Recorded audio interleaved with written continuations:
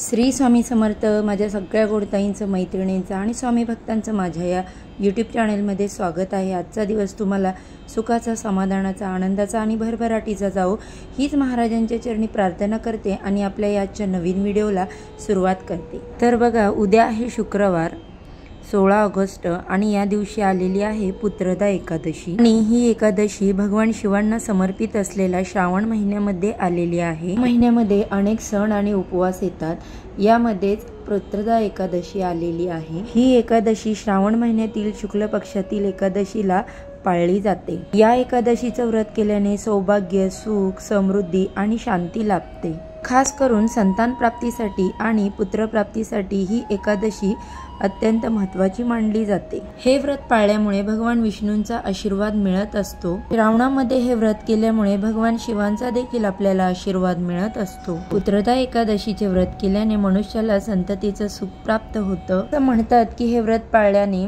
मनुष्याला संतती प्राप्ती तर मिळतेच, परंतु सर्व पापापासून मुक्ती होऊन त्यांना मोक्ष प्राप्ती मिळते आणि घरातील कठीणातील कठीण अडचणी दूर होतात। आणि यासोबतच भगवान विष्णूंच्या पूजेसोबत काही महत्त्वाचे उपाय देखील केले जातात। आजच्या या व्हिडिओमध्ये मी तुम्हाला एक अतिशय प्रभावी उपाय सांगणार आहे।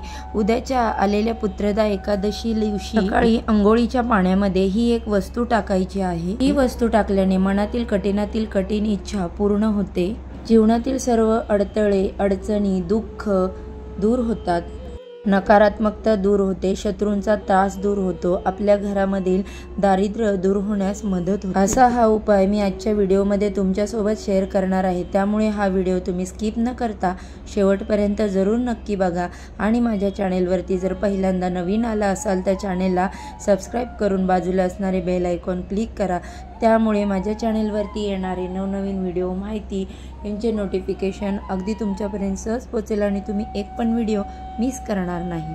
बघा, पुत्रदा एकादशीला पवित्र एकादशी देखील म्हटले जाते। या एकादशी दिवशी काही विशेष उपाय केल्याने देवाच्या आशीर्वादाने आपल्या मनातील सर्व मनोकामना पूर्ण होतात। एकादशी म्हटलं की बरेच जण पवित्र नदीवरती जाऊन स्नान करत असतात। असं म्हणतात की एकादशी दिवशी पवित्र नदीत जाऊन स्नान केल्यानंतर आपली सर्व दुःख, पाप, पितृदोष, आपल्यामध्ये असणारी नकारात्मकता दूर होण्यासाठी मदत होते। आपल्या आयुष्यामध्ये सुख, समृद्धी आणि आनंद नांदत असतो आणि यामुळे आपल्या सर्व इच्छा, मनोकामना पूर्ण होतात। अनेक जण या पवित्र नदीवरती जाऊन स्नान करत असतात, पण बघा, सर्वांनाच पवित्र नदीवरती जाऊन स्नान करणे शक्य नसते। पण असं म्हणतात की श्रावण महिन्यामध्ये एकदा तरी का होईना पवित्र नदीवरती जाऊन स्नान करावं, म्हणून अनेक जण एकादशीच्या दिवशी पवित्र नदीवर जाऊन स्नान करत असतात। म्हणून ज्यांना शक्य आहे त्यांनी आवर्जून पवित्र नदीवरती जाऊन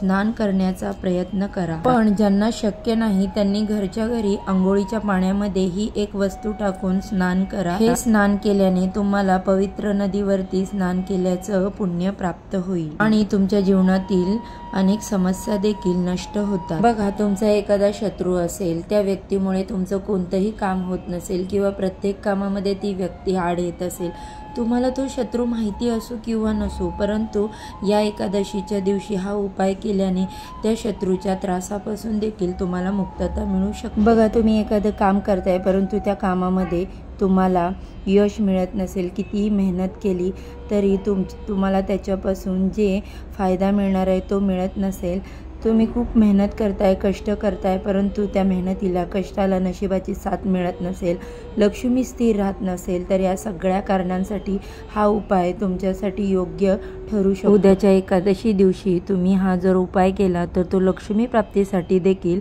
चांगला मानला जातो। तसेच उद्या शुक्रवार आहे आणि वरदलक्ष्मी व्रत देखील आहे, त्यामुळे लक्ष्मीच्या आशीर्वादासाठी देखील तुम्ही हा उपाय करू शकता। हा उपाय केल्याने तुमच्यावरती अनेक वेळा संकटे, अडचणी येत असतील, तुम्हाला कोणी दोष लावत असेल, वारंवार तुम्हाला कोणी नजर लावत असेल तर यापासून मुक्तता होण्यासाठी देखील तुम्ही हा उपाय करू शकता। बघा, तुम्हाला उद्या एकादशीच्या दिवशी सकाळी लवकर उठायचं आहे। तुम्हाला शक्य झाल्यास तुम्ही ब्रह्ममुहूर्तावर उठा, परंतु जर ब्रह्ममुहूर्तावर उठणं शक्य नसेल तर कमीत कमी सूर्योदयाच्या पूर्वी तरी तुम्हाला उठायचं आहे।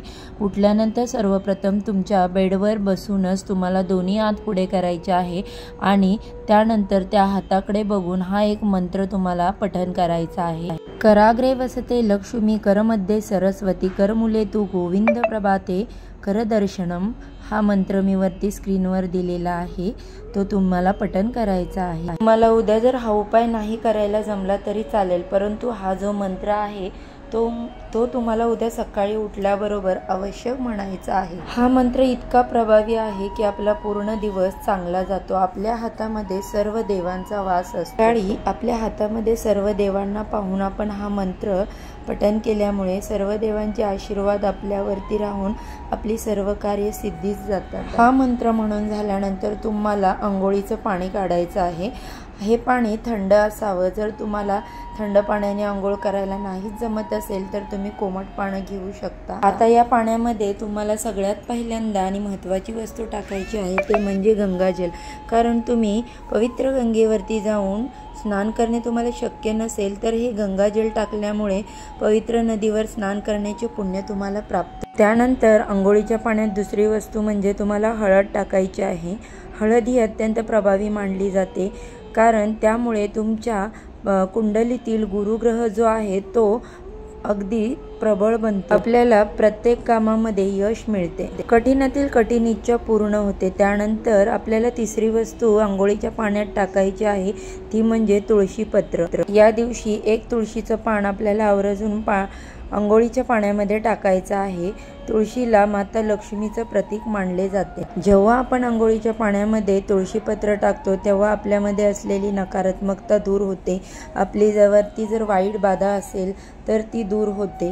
7 पिढ्यांचे दारिद्र्य नष्ट होत असतं, गरिबी दूर होण्यास मदत होते। म्हणून एक तुळशीचं पान अंघोळीच्या पाण्यामध्ये टाकायचं आहे आणि त्यानंतर चिमूटभर खडे मीठ तुम्हाला अंघोळीच्या पाण्यामध्ये टाकायचं आहे। खडे मीठ जे आहे ती नकारात्मकता दूर करते। ज्या प्रकारे माता लक्ष्मीची उत्पत्ती समुद्र मंथनातून झालेली आहे, त्याचप्रमाणे मिठाची उत्पत्ती देखील समुद्र मंथनातून झालेली आहे। त्यामुळे मिठाला अतिशय महत्त्व दिले गेलेले आहे। मिठाला सुद्धा माता लक्ष्मीचे प्रतीक मानले जाते। मीठ हे अंघोळीच्या पाण्यामध्ये टाकल्यामुळे आपल्यावरती असलेले वाईट दोष दूर होतात, तसेच आपल्या सर्व शत्रूंचा नाश होत असतो। म्हणून आपल्याला अंघोळीच्या पाण्यामध्ये चिमूटभर मीठ टाकायचे। तुमच्याजवळ जर खडे मीठ नसेल तर तुम्ही बारीक मीठ देखील टाकू शकता। बघा, परंतु खडे मिठाचा प्रभाव हा जास्त असतो, म्हणून खडे मीठ हे या उपायासाठी जर शक्य असेल तर वापरा। आणि या सर्व वस्तू पाण्यामध्ये टाकून झाल्यानंतर सर्वप्रथम तुम्हाला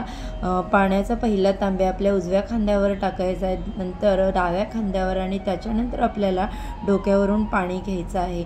आणि एक मात्र लक्षात ठेवा, कधीही विवस्त्र होऊन आंघोळ करायची नाही, कारण आपल्या वस्त्रावरून जे पाणी ओघळतं ते पिऊन आपले जे पित्र असतात ते संतुष्ट होत असतात। म्हणून कधीही विवस्त्र आंघोळ करू नये।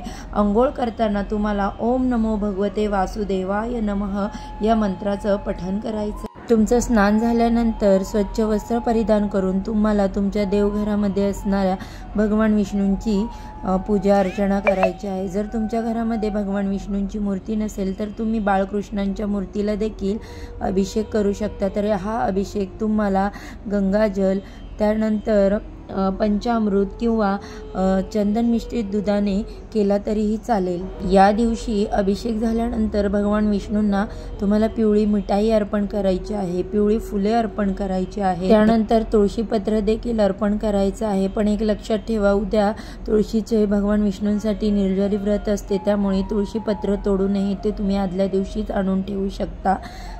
किंवा जर तुमच्या तुळशीच्या खाली जे तुळशीपत्र पडलेले आहेत ते काढून तुम्ही स्वच्छ करून अर्पण करू शकता, कारण तुळशी माता ही भगवान विष्णूंना अतिशय प्रिय आहे। तिला तुळशी मातेला विष्णुप्रिया देखील म्हटले जाते।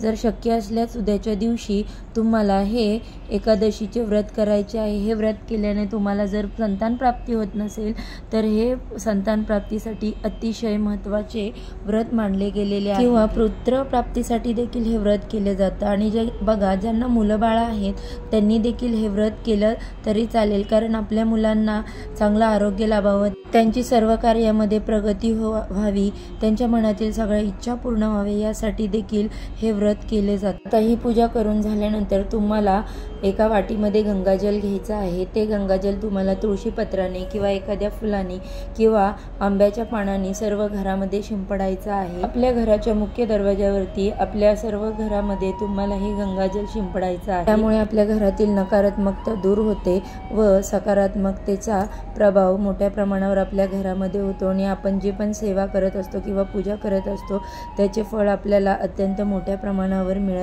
तर उद्याच्या दिवशी तुम्हाला तुमच्या घरामध्ये जी लहान मुलं आहेत त्यांच्या देखील अंघोळीच्या पाण्यामध्ये ह्या सर्व वस्तू टाकायच्या। घरातील सर्व सदस्यांनी अंघोळीच्या पाण्यामध्ये या वस्तू टाकून स्नान करायचं आहे पुत्रदा एकादशी। तर ही सर्व माहिती मी तुम्हाला सांगितली।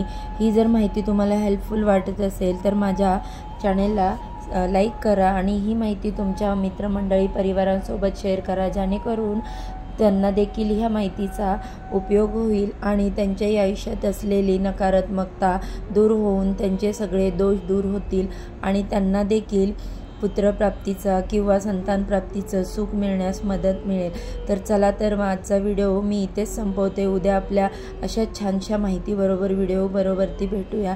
सर्वांना श्री स्वामी समर्थ। जय जय स्वामी समर्थ।